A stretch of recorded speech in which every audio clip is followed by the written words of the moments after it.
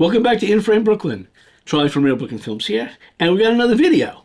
But first, I want to thank everybody, all of our new viewers. We cracked 300. Now, for most people, that's not a lot. For me, 300 is a lot. So I thank you and everybody that you shared this with. The channel is starting to inch up a little bit. So I'm very happy. I'm happy to keep making this. I think people are getting stuff out of it. And there's a couple of things I wanted to talk about this week, and we will talk about. The first thing is AI. Ooh, scary. Everybody's talking about it. Every channel, they're talking about how AI is killing the industry, but I don't think it has to. I think as documentary filmmakers, there is certain AI things that we can use that help us, particularly as independent filmmakers. There's a lot for us to do, and I think sometimes AI can be helpful. The other thing we're going to talk about, which is less happy, is that I had to take two people out of the documentary for reasons we'll talk about. While it's at PBS and it's going to premiere on December 6th, so I'm really in the process of getting this done and getting it out. But we'll talk about that right after this.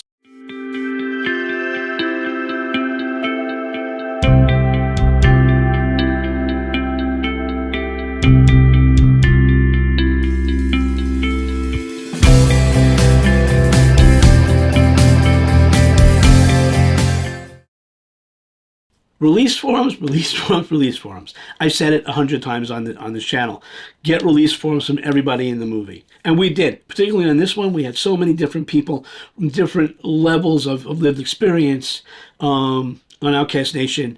And we were very clear and very, very diligent about getting release forms. Even from our man on the street interviews, we got release forms from everybody.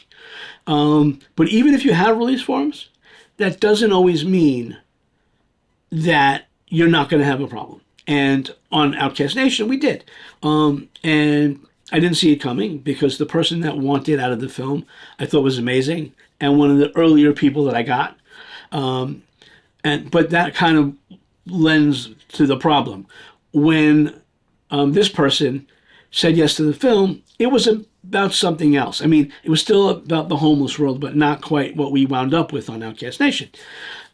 Originally, it was more family-oriented, and then it went through iterations and then became, youth, LGBTQ-centric, homeless, because they are the most unseen and they're the most at risk. And that's kind of where we decided to center the film. This person, who I really, really like, felt that they were no longer represented in the film to their expertise. And you know what?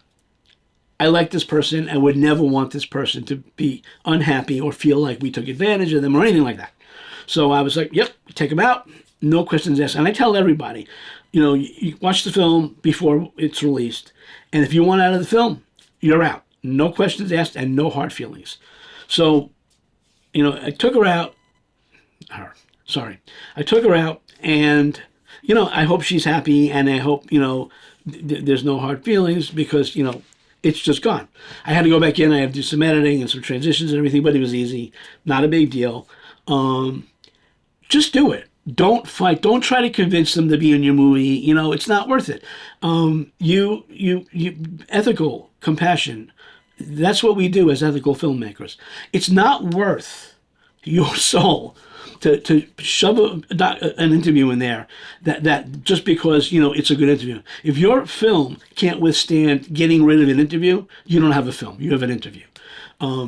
Be nice, be understanding, be compassionate, and I promise you, karma will reward you for being an ethical filmmaker. So we did it. Done. Movie's being uploaded to PBS now. To NIDA, sorry. And that's it. December 6th is the new release date. We just found out. And just be nice, be understanding, be ethical, be moral.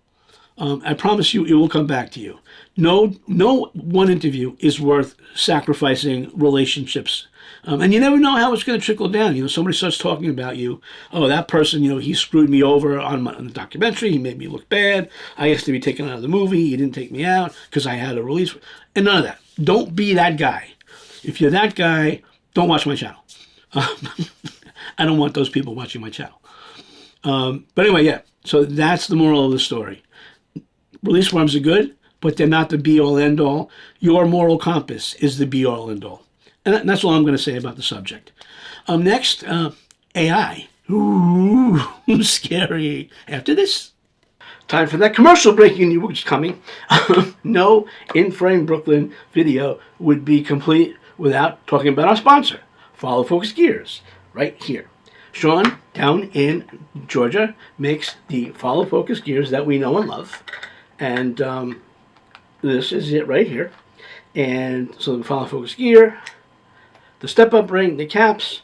And let me tell you something about the caps. They're rubber, they fit perfectly, and they eliminate those stupid little clip things that fall off wherever you go. You lose them. This is what you need. The cap, step-up ring, and the Follow Focus. Now look, see this?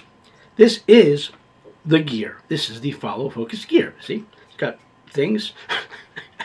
It's made from some type of polymer. I'm sure Sean can tell you what it's made of because he's magic. He makes these for every lens that you could imagine, and probably for some lenses that you can't imagine. And if he doesn't have it, he'll make it for you because he's just that good. And it's 10% off. There's a code, and I never remember what it is, but it's right here. In-Frame Brooklyn. No, it's In-Frame something. It's here. 10% off rings, caps, step-up rings. Go buy these things from Sean because he's the guy. I've seen other things. I've seen those little rubber things that go around your lens with a little... You don't want those. Those fall off, they don't work, and they don't grip. These are made to size for the lens, whatever lens that is, whatever lens you choose to buy. The 24 to 105, which is on the R6 Mark II, which I'm recording this on, are actually blue. Those are my blue follow focus. It's got the follow focus ring and the zoom ring, so it's a lovely blue color. Anyway, you can get them in orange, you can get them in yellow, you can get them in green. Sean, Follow Focus Gears, give the man your business because you should. And you know, it would not be a complete video without talking about our SAC. They are not our sponsor. I'm hoping someday they will. But this piece of equipment right here, right there, you see, saved Outcast Nation, which, by the way, will be on PBS. It's actually on the PBS website right now. It will be premiering December 6th. You can go to your local PBS station, and it's right there. It's amazing. Outcast Nation, PBS. Those are the things that every documentary filmmaker lives for, okay? I know this is talking about, Sean, but anyway, not an Emmy, not an Oscar. I'm looking in the wrong place. Not an Emmy, not an Oscar. It's seeing your movie on PBS. That is when you know you made it. Anyway, SAC helped us make the movie. I got to tell you, handheld movie. Without the SAC, there'd be no movie. Sean, Follow Focus Gears, give him your business. Now, boy, was this rambling. Back to the video. Should I redo that? Nah. Okay, back to the video. So, say the word AI, people go running for the hills.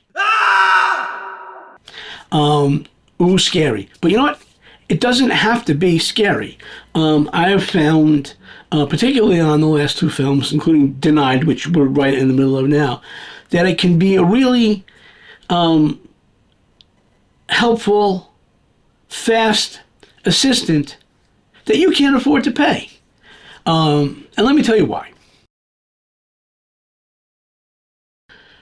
So when I started Outcast Nation, I had nothing. I had an idea. What happens to our LGBTQ youth after Pride and they're, confronted with the street and the shelters? That was sort of my idea. I had an idea. I had an idea of where I was going. I was already doing this homeless movie, and I wasn't really getting any traction. In fact, I didn't really have a story. Once I started looking into the numbers of, the percentages of homeless youth versus everybody else, and, we got the numbers that are in the movie, it was staggering. But I had nothing. But I had my ideas. About what this should be. So I used ChatGPT. Don't freak out. I named her Alice, AI Alice. And I took all my ideas, everything I thought about the movie, and I put it in ChatGPT. And to start with, Alice, I'm going to keep calling her Alice because it's going to piss people off, I had like 100 possible names. based on what I fed in, not what she came up she came up with on her own, what I fed in, my information about what I think the movie's about. And there were a lot of good ones, but Outcast Nation was like number 75 or whatever it was. And I was like, yes, that speaks to me. That speaks to the movie that I want to make. So it wasn't like some random AI thing. It was my movie, my information that brought this amazing title. And by the way, the title rocks. Everybody loves it. And then we moved on from there. But having ChatGPT to sort of unmangle my thoughts, to basically take what's in my head and make it so that a normal person could understand it, was very helpful. It's something that you would pay an assistant to do, or like a friend, somebody who's working with you. But it's right there, and when you have ideas, you could just throw them in there, and they come out. So we were in the process of trying to get this NIDA PBS support, and you need going in. Also, when you start a documentary, you really should have a tagline, a synopsis, what you're thinking, what your ideas are going forward. Otherwise, you don't have a movie. You really need to know where you're going and who you're interviewing and what you're thinking. So I took all of that. I wrote a gigantic, long synopsis. It was probably 2 pages long. I had a couple of taglines. I had like sort of what I was thinking about how the movie should be shot. All mine. Everything was mine. I put it into ChatGPT, and what Alice did was took all my stuff, didn't add anything, but made it into a document that was professional, readable, and really took my idea, my film, and made it like, oh my God, that's the film, okay? For somebody to understand. And if you want to be professional and you want to make sure that you're representing yourself, your movie, in a way that somebody's going to respond, and not write like a third grader, like I do. Punctuation is horrible. I forget question marks or any punctuation at all. I have a problem with there and there. I am a college graduate. But these are things that I'm not good at. And if I could pay a secretary, or I can pay, a PR person or whatever, they would do that for me. They would take all this stuff. I've had a big team, but I don't. And ChatGPT is an amazing tool to allow you to up your game with your stuff. It doesn't give you like, oh my God, this is out of left field. It takes what you have and makes it better. And I got to tell you, and I'm not ashamed to say it, is that having ChatGPT help me organize my thoughts is what gave me a presentable package. But ChatGPT does, it gives you the thing, and then you look at it and you go, oh, okay, this is great. Now I'm going to take it and I'm going to tweak it a little bit. I'm going to add more of me into it. But now you've got that roadmap. So when I sent my submission application to PBS, to NIDA, I keep saying it, they said yes. They said yes because they understood what the movie was about. They understood my director's statement. They understood what I was planning on the movie looking like. I put in some stylistic ideas, the synopsis of the film, the people that we were planning on interviewing, all that stuff was professional, and it was readable, and they said yes. So, I mean, honestly, you can poo and everything about ChatGPT, but if you use it as a tool, if you use it as an assistant, it will up your game.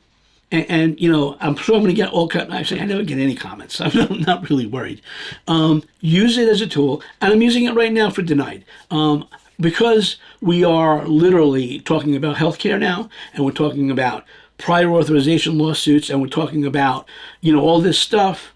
I actually utilized Alice to deep dive, literally, lawsuits, class action suits, prior authorizations of people who died. I mean, this is stuff that I would have to spend a myriad of hours digging. And honestly, I wouldn't even know where to look. I would not even know where to look to find this stuff. ChatGPT will literally do a deep dive and find these things. Now you got to check. Got to make sure, because sometimes, it's not all correct, but honestly, 95.9% of the time, it was absolutely spot on. And because of the deep dive and information I got back from Alice, I literally now have contacted lawyers, whistleblowers, people that I never would have found because of the research that ChatGPT did for me. The other thing is that there are paid services to monitor your film when it's on television. It's a lot of money. And basically to monitor every PBS market. I have set Alice up to literally monitor the 10, 12 major markets that would be interested in Outcast Nation public broadcasting television. So as they come up in whatever, the TV listings, Alice will be looking for where Outcast Nation is playing. So I don't have to pay literally $180 for a month of that and $380 for 2 months of that. I might still have to do it, but if this works, I've saved money that I don't have going into Denied. All our money is going into that. You can utilize ChatGPT AI in a way that's ethical. The creative is you. The movie is you. Outcast Nation is me. Denied is me. All the creative is me. All that other stuff that we as filmmakers suck at, you can use AI. It's not a bad word. Everybody's talking about ways to use it. I mean, there's a couple of guys online who actually are giving courses on how to use AI. So I thought it was time for me to talk about the process, because it makes your process to a point where you can concentrate on the creative, on spitting stuff out in the middle of the night. You get an idea like at 3 o'clock in the morning, instead of waiting until 7 to call somebody, you go on ChatGPT, and say, hey, you know what? I just came up with this idea. Can you find this person? Can you find this? Can you look into this case? Can you do this? And it does it. It does it right away. And that's like having this amazingly like bionic assistant that you're not paying. I mean, if I had money, I'd pay an assistant, obviously, because it's nice to talk to a real person. But at the moment, when I'm mostly a one-man band, even though I have a producer, and she's can't be bothered with this stuff, has other things to do, having this outlet, this resource, it's amazing. And for anybody to say, oh, it's not ethical, it is completely ethical. And I'm not going to get into the whole AI money, the water. I don't know. There's a whole water thing that I don't understand. I don't care. I mean, I do care. I made a climate change documentary, but what I care about is being able to utilize my creativity to the best of my ability and not worry about the small stuff. It'll also set up alerts for you if there's things that you need to do, if there's submission like deadlines that you need that's in your head. Like I can't remember anything, so I have things written down. I have a calendar in ChatGPT that with reminders of when things have to be submitted. All those things that you would have an assistant for, ChatGPT will do it. And that's kind of all I'm going to say on the matter. But honestly, it's a resource. It's a resource you should not be afraid of. It's a resource you should utilize because it'll allow your creativity to be in the forefront. And the other junk, you can let somebody else worry about. And they're good. It's really good. For the most part, it's mostly accurate. And it will, help you with all kinds of things. So anyway, that's my AI rant for ChatGPT. But like I said, use it ethically. Don't use it to create your stuff because the ideas should be yours. Your voice should be yours. And then let ChatGPT do the heavy lifting. There's no reason to, particularly if you're a one-man band. So that's it. So what are we taking away from today's video?